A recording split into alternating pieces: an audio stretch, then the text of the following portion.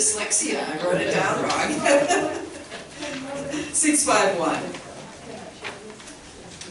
Yes, share if you don't have enough there. Yeah. The body is humankind. I am a single cell in a body of 4 billion cells. The body is humankind. I am a single cell. My needs are individual, but they are not unique. I interlock with other human beings, with the consequences of our actions, thoughts, and feelings. I will work for human unity and human peace, for a moral order in harmony with the order of the universe. Together we share the quest for a society of the whole, equal, and peace. A society in which we need not live beneath our moral capacity, and in which justice has a life of its own. We are single cells in a body of 4 billion cells. The body is humankind. We are all one. That is such a wonderful reminder. Thank you. So George, for your recording. We have a wonderful service today called This I Believe. It is really very popular because it is our fellowship members who come up and share. Karen?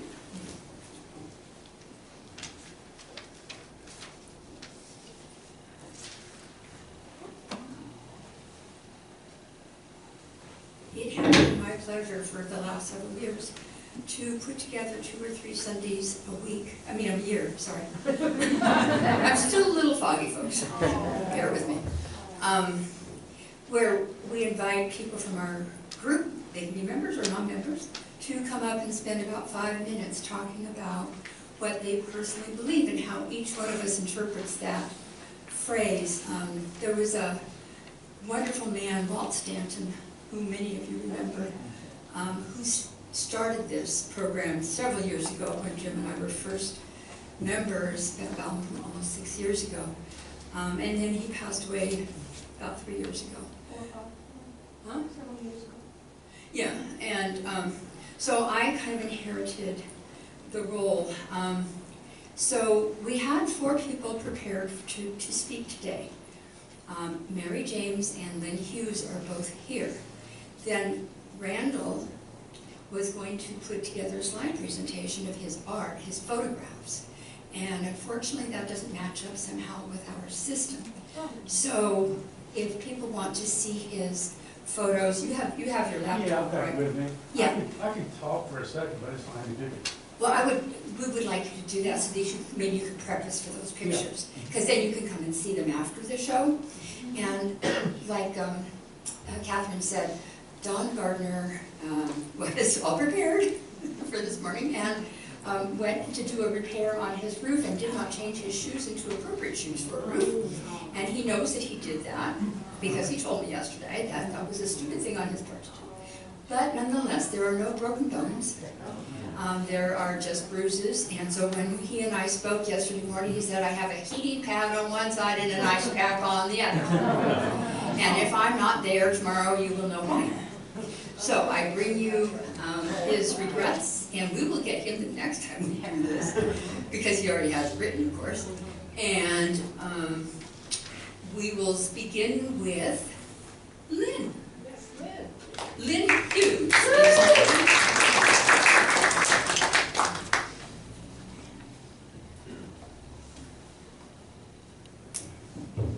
Good, I'm about the same height as you, Karen.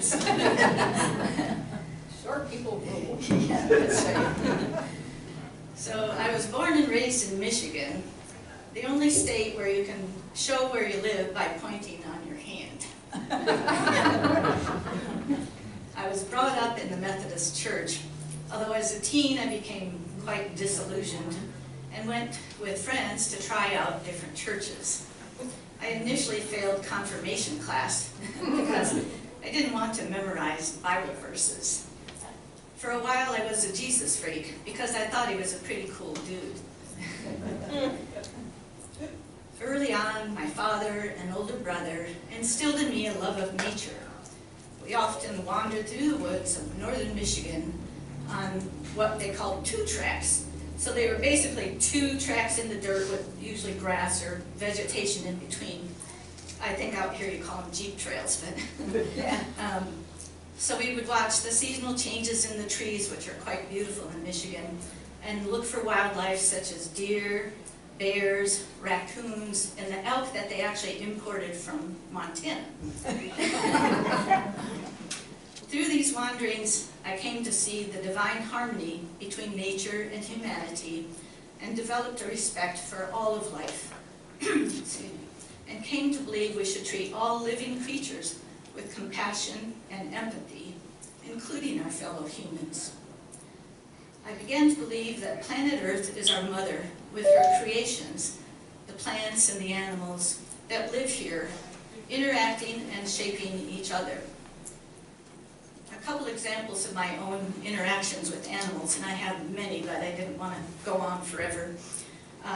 First one, I was Nordic skiing in the mountains of Montana when I lost track of where I was. It was getting close to dusk and I was not prepared to spend the night out. I asked the universe to help guide me back to my car. It wasn't long before an eagle started hovering above me. When I looked up, it flew off to my right and I decided to follow it. I mean, what did I have to lose? Before long, I was directed right back to where I had parked my car. Wow. The second example occurred when I was in the Arizona desert conversing with a shaman about how I couldn't accept my parents' religion, especially the part about the Holy Trinity. Suddenly, in the sky above, 3 hawks circled, and he pointed up to them and said, "There is your Trinity." This experience brought me back in touch with my reverence of nature. To this day, I find myself withdrawing to the forest trails or ocean beaches to restore my energy in the unity of earth and spirit. I've also been strongly influenced by my interactions with the Hopi and Navajo tribes in Arizona, who migrated to an area on the Colorado Plateau, a place where they believed the earth was solid and where they could live at the center of the circle of life. When I am in the wilderness, I can feel most centered within myself. Some see life as linear rather than circular, but nature reflects cycles, day to night, seasons from one to the next. The earth circles around the sun and the moon around the earth. Look at the story of Freddie the Leaf, which most of us have read, which teaches us how the leaves change with the passing seasons, with Freddie's friend Daniel saying, "It's time for leaves to change their home." Daniel was able to see death as transformation and another part of the life cycle. My connection with nature often inspires me to write, and in writing, connect to my spiritual growth. I'll leave you with a portion of one of my poems. I sing in harmony with birds and seek my spirit guide, who used to be the running deer until the eagle came to fly.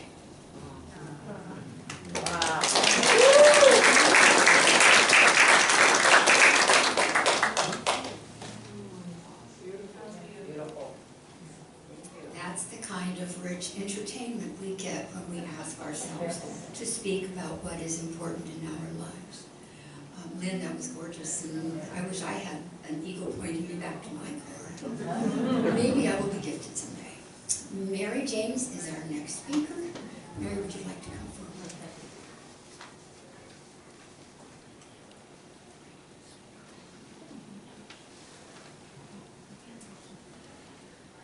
Karen, thanks for inviting me to speak. I ran into this the other day when I was rummaging through a drawer, Run for Equality for Women's Rights in Richmond, Virginia in 1979. So this speaks of a lot of my early life. What does it say? What does it say? It just says, Run for Equality, Richmond, Virginia, National Organization for Women, Okay. August the 26th, 1979. Thank you. So, it was very perfect to go with my talk. I learned most of my values, I think all of my values, from my parents and my grandmother and for my father. The most important thing I learned was about the dignity and worth of all people. I am part Native American Blackfoot tribe, and I watched my mother when I was growing up, and she was a remarkable woman, valedictorian of her class, very smart, very compassionate woman. She would reach out to people of color in the neighborhood. So when African Americans would come by, maybe an 80-year-old woman walking to town to go do somebody's laundry, and she was going to have to walk 3 miles to get to the city, my mother would invite her in for a sandwich and for a glass of milk. And so I watched my mother over and over do things like that when a black house, or excuse me for calling them blacks, that's what we called them when we were young, Afro-American house would burn down. My mother would look at us and say, she would just line us up, the 3 girls, okay, go through all your clothes and get out clothes. We're going over to give those people some clothes. And so that's how I was brought up. And so I incorporated those values in my life. I was really shocked when we integrated our high school and the first black young woman got on our school bus. And I let her sit down next to me. A neighbor was to my left. She shoved me and knocked the woman in the floor. I went, who are these people? You know, they began to throw spitballs at her and things like that. I mean, I just have never in my life. It was a whole different way. I couldn't believe what they were doing. So I befriended her. I got my father to drive us to basketball practice. We were on the same basketball team and things like that. He never said a word. He might have had other feelings. You never knew about my father. He was very quiet, but he supported my mother in whatever her values were. So my mother, being the smart woman that she was, and was unable to be a feminist at the time, but held those values, would say to me from time to time, what are you doing for women's rights? What are you doing for civil rights? You know, and so she kept saying that, so I knew I had to do something. So what I did was, by chance, I found I read a letter to the editor in our newspaper that talked about the dower rights in Virginia. This woman, her husband had died. She had bought the property. She brought all the equipment. She had the money. But the husband left no will, and so the woman wound up not inheriting her own land. She lost a third to the state, a third to her children, and a third to herself. So that letter lit a fire under me, and it just went into working for women's rights. I found a leaflet for the National Organization for Women. It was just beginning. So I wrote a letter to the newspaper, and I said I wanted to start the chapter for the National Organization for Women in at my apartment. My whole apartment filled up. My apartment was a giant top of a Civil War home in Petersburg, Virginia. The whole place filled up. So the next meeting I held at the YMCA, the whole YMCA filled up. Oh my God. You know, I was on the tip of an iceberg. And people began to come forward and say, I will change textbooks. I will make a committee, a political committee. We went forward. I've just never seen so much change in my life. We met month after month. I tried, as I worked, to collaborate with African Americans. We had a women's studies professor came over and helped me form the Equal Rights Amendment Committee. And so we worked together. I also went to African American meetings, talked to them about women's rights, and after forming, and the other things we did was, so all through my career with the National Organization for Women, it was 20 years, and I wound up being the state coordinator in Montana, so I worked my way up. I always collaborated with people of color.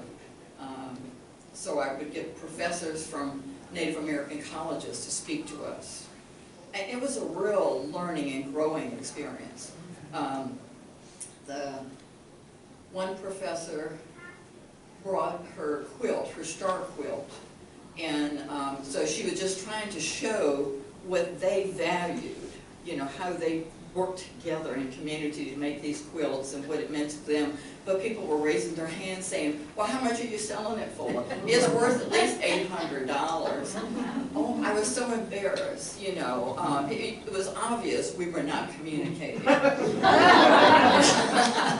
And so another college, I had a convention, and the professor I invited, she didn't even show up. And so another one came.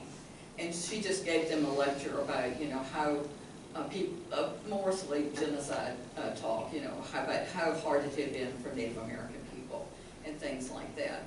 And during lunch, this woman sat next to me, and she looked down at the plate of food we had at the convention luncheon, and she said, look at this. She said, look at this grapes and all this food. She says, my people can't even get this food, you know. And so all of this has been a real growing experience for me,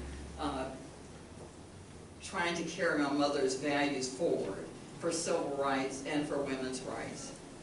The other thing I wanted to talk about, my other thing I was going to talk about, but I think I've run out of time. No. Oh, okay. You can get a little bit of Dawn. Okay, all right. Okay. I wanted to talk about the environment, being a Native American person. My grandmother used to take me swimming in creeks, picking blackberries, chasing butterflies. You know, I spent summers at her house. And so I got a real love of the earth there. My father was a farmer. He grew up on a dairy farm. So he gave me a real love of being outside.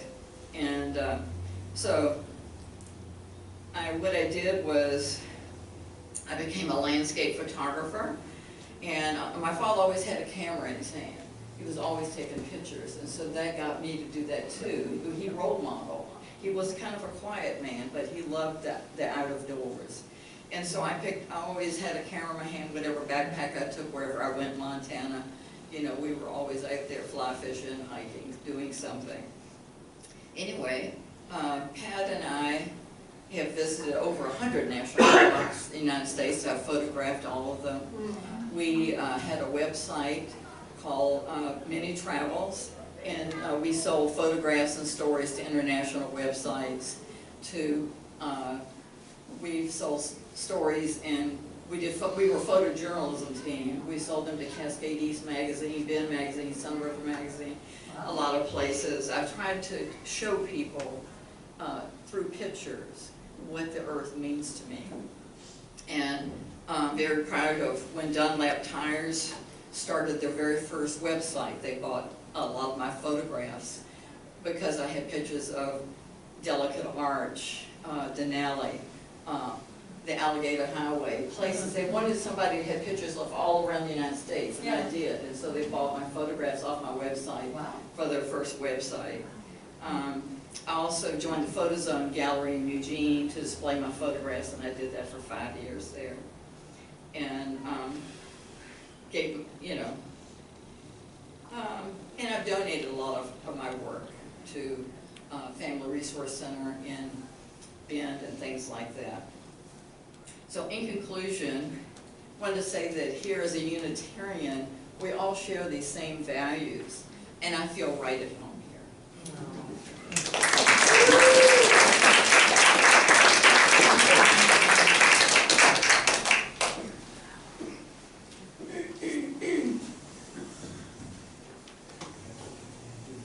Mary, that was absolutely beautiful. Thank you. Again, the richness of our group. Sit down and talk to anybody, and you're going to get stories like these. It's amazing where we've all been and what we've all done. That's one of the advantages of having an older congregation is you've been a lot of places and you've done a lot of things. Now, I'm not saying that they were all good, but they were all experiences in life as far as I'm concerned. Okay, and last but not least, Randall said that he could speak about his photography a little bit, so I'm going to invite you to come up and share your love of photography like Mary's love of photography. So this is Randall Cothren. Hello, Randall.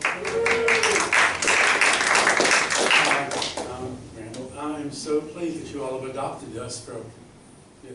So, what I was going to share is a little while back. Well, I got to slow down.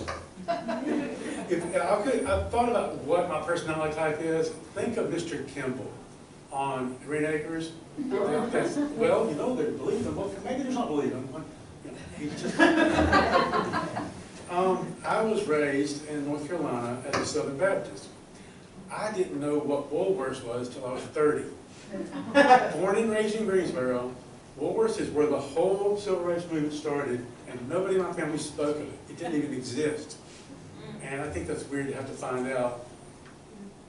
It's just weird. So, raised real strict Southern Baptist, have kind of let that go. So, we were in church twice on Sunday and once on Wednesday. But, you know, I'll talk to my pictures in just a second. I just wanted to quickly tell you who I was. And I think that it's taken me a lifetime, but I'm here at UU now. I'm very excited about that because it's so relaxing. As a kid, I would grow up asking things like, later as a Methodist, why can't Native people go to heaven? That's just the way it is. But what about the people who are Buddhists and all that? I don't get it. Why can't they go? Because that's how it is. Just it's not in the Bible. Everybody goes to hell. And so I used to wish there was a place. God, I just wish there was a place to let anybody, and that's where I'm at. So it tickles me to death that when I found out I could believe the way I wanted to, it was a real relaxing. I have been in UU for about 5 or 6 years. The most relaxed I've ever been in my life. But the picture thing comes from Grandpa. He's a trip. He would have been 122 years old, and he died when he was mid-90s. No, 98. So Grandpa and my grandpa kind of raised me, and we would kind of walk through the woods all the time, and he would say, well, look at there. There's a bird. I was like, but it wasn't a bird. It was a root. It was a stump. Right. And there was a butt tree. And there was a tree that had breasts, and the guy, the little boy, oh my God. So there was always a tree or a stump, and so he would go to construction sites, and he believed that if you went when they were digging foundations, you would get the soft rocks from 30 feet down, and he would get these rocks, and they were probably sandstone. He carved them, and I've got like, I inherited them. So I've got 30 or 40 of them. That's about all there are. And they're Indian heads, and they're elephants. And he used to take apricot peach seeds and make them into monkeys, hold their tails. And he would make little apricot earrings for the girls. But anyway, that's where this came from. So the pictures are just, I'm not sure if they are spirits, but I want to believe, I don't even believe my own theory. I want to believe that maybe it's sometimes a punishment, sometimes a reward, but these spirits, like, if you could, I don't even know how they were put into the mountain as a punishment or a reward. And so I see these bizarre faces.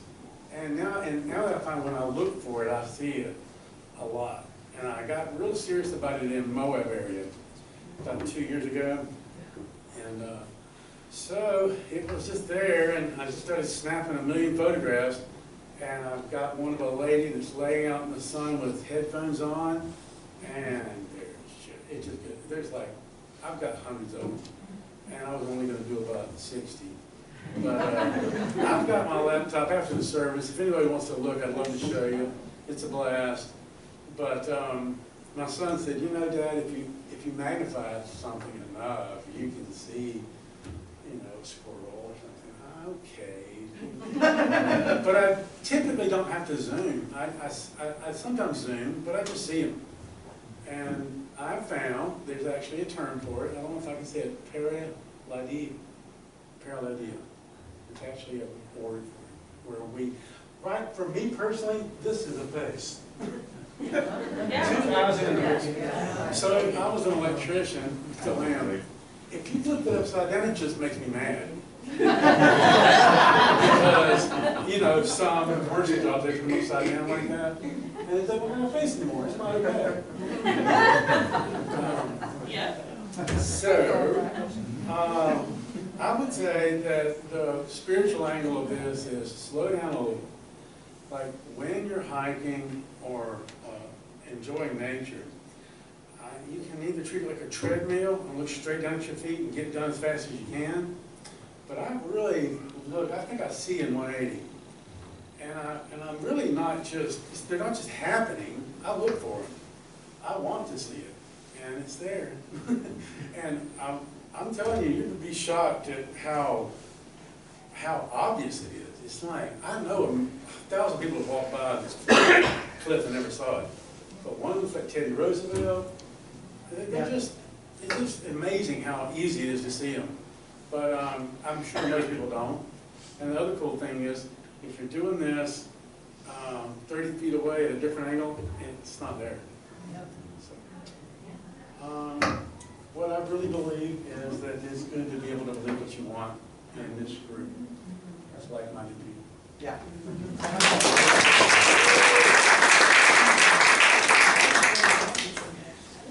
Thank you very much, Mary, Lynn, and Randall. And Randall, afterward, you can probably go sit in the library in there with your laptop, and anyone that wants to gather around, that'll be a good place for it. Yeah, okay.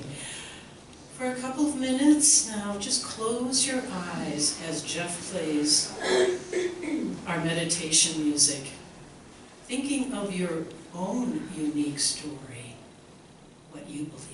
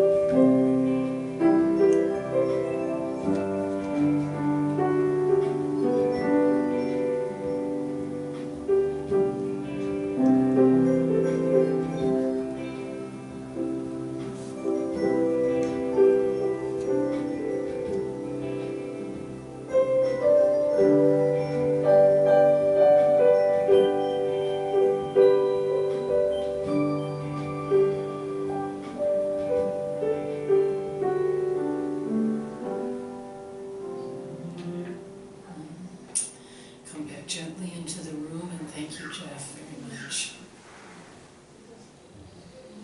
The light? Yes. Right. So now we go on to our offering and announcements. Today continues our 2-month collection for the Sayusla Outreach Services. SOS supports and transforms the lives of those in crisis through homelessness prevention, sexual assault, and domestic violence. As Tuvia gets up here most of the time and talks about it, I will say, we've all been through hard times in our life. No life is unscathed. But often it is not as severe, maybe it is, but often it's not as severe as people who have no one to reach out to but a place like Sayusla Outreach Services. And they are wonderful, they are kind, they are compassionate, and we support them with our donation. Your contribution to SOS will be placed on the side that says SOS. And the other one, the contribution is to our community.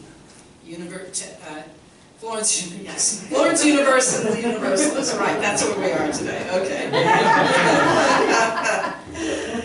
And I'm going to ask Karen on this side and Ray on this side to pass the basket. If you have nothing to contribute today, just pass the basket with love. We are happy that you are here. So repeat after me. Divine love through me. Divine love through me. Blesses and multiplies all that I am. Blesses and multiplies all that I am. All that I give. All that I give. And all that I receive. And all that I receive. I am prosperous now. I am prosperous now. Blessed be. Blessed be.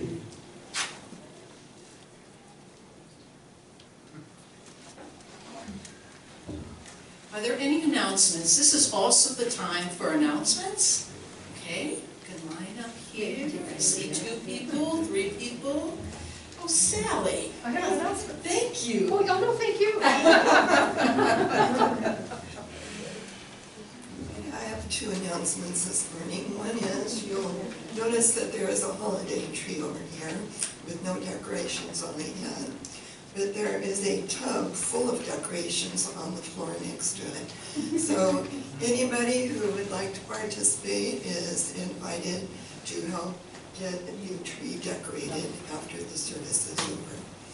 Okay, and then the second announcement, this is the first Sunday in December, so I want to thank all of our people who have helped with our cleaning and maintenance in the month of November. Let's see, Randall in India have kept the kitchen cleaned up after services each week.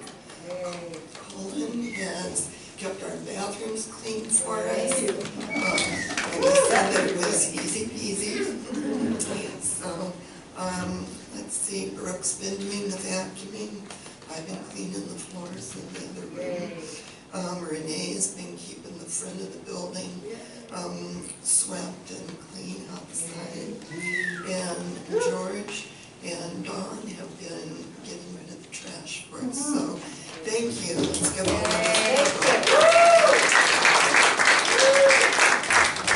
So I have a new sign-up sheet for the month of December, which will be available in the cafe after service. So if you can spare 10 minutes or 30 minutes of your time each week to help out with one of these tasks, you'd be greatly appreciated for it. Thanks. Joe, I know you. Age before beauty.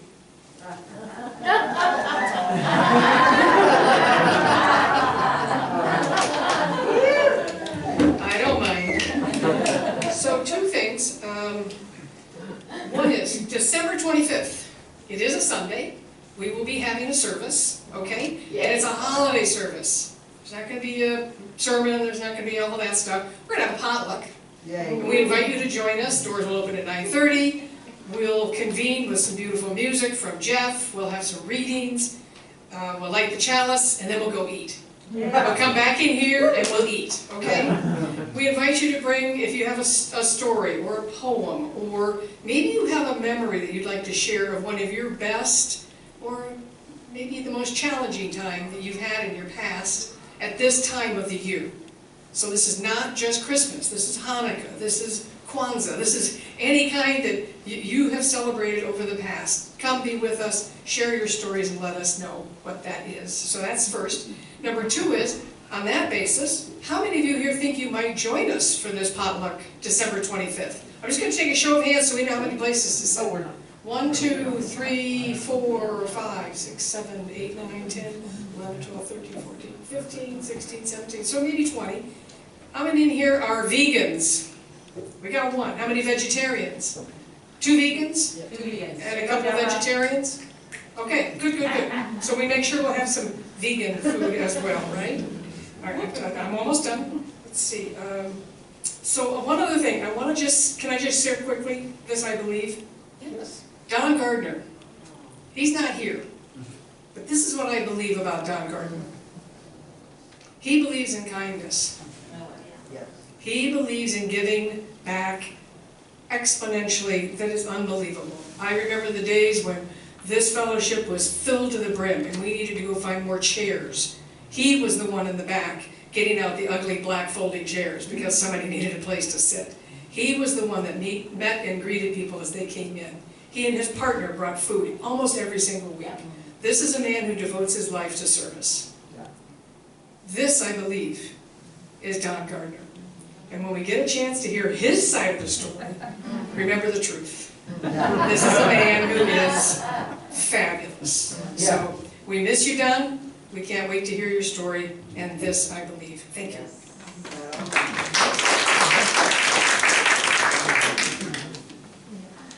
Morning. So, I'm before you to ask for some help. So we're super excited about getting younger families in here and kids, yay. But we need some help in, spending time with the kids, because we don't want the same people to miss the service every week. So I'm gonna put the calendar back up, and it's on the wall back there, but we just. It's on the refrigerator. It's on the refrigerator back there. And, if you could just give us, one Sunday every couple of months, or, just whatever you feel comfortable doing, obviously, but just keep in mind that it is a need that we need, and we want to continue to welcome these kids in. And it's really fun with the kids. And they're good kids. Oh, of course they're good. Of course they are. You don't let them bad kids. So, Yeah. you're up. Okay. Well, on that note, thank you so much to everyone who has helped with the kids. And I just want to really add that to me, it's important for my children to be raised hearing the message that we give them from multiple voices and multiple perspectives. So the fact that my children get to spend time with people in our community who are telling them the same things that we are at home, but they'll actually maybe hear it from you, is really, really valuable to us. My announcement is kind of thinking about this idea of what do I believe. I believe that every person, and maybe the purpose of society, of civilization, is to get us to the point where everyone can experience joy, and especially children. And we actually have a lot of families in our community who struggle to have their basic needs met, things like food and housing, transportation, employment, and those are things that have to be met before you can really connect with other people in your community. And so what we're trying to do, this Sayusla Family Connection, we're working with Sayusla Vision. We're creating an event in January that's to help people who may not know about services to connect to those services, also people who have their needs met to come to a place where maybe they can volunteer and help out organizations who are helping other people in our community. And so if you know anyone who wants to participate, if you want to come and help out, we really need people who are willing to listen and take notes and inspire. If you have organizations that you think would be interested in participating, please let me know. I brought flyers today. It's all at info. It's sayuslafamilyconnection.org. Those go to me, so the phone number's mine. So, if you're interested, please let me know. Thank you. Thank you, all of you. And one just reminder, you see that big, well, it's a Christmas sock, but it has kitties on it because of the person that made it. It wasn't me, I'm not a seamstress. Out in the cafe. And we are collecting socks for the homeless. And I would love to fill that giant sock up. So just remember, cotton or cotton blend, just not wool, that's all, just not wool. Women, men, and children. Thank you very much. And thank you for this. Thank you for your spiritual practice of giving and loving. Your contributions and love are received in grateful appreciation. I will now have Ashley.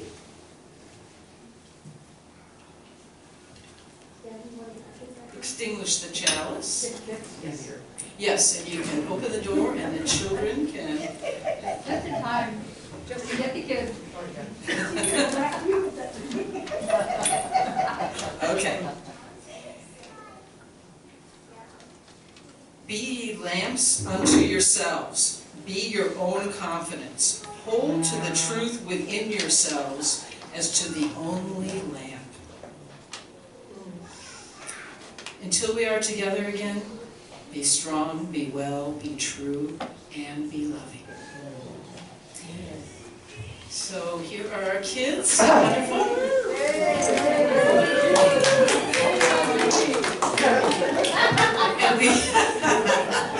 And we end our service, as always, as making a circle around all the chairs, holding hands or linking arms, whatever you're comfortable with, and singing the peace song. Jeff, and you can play that for us.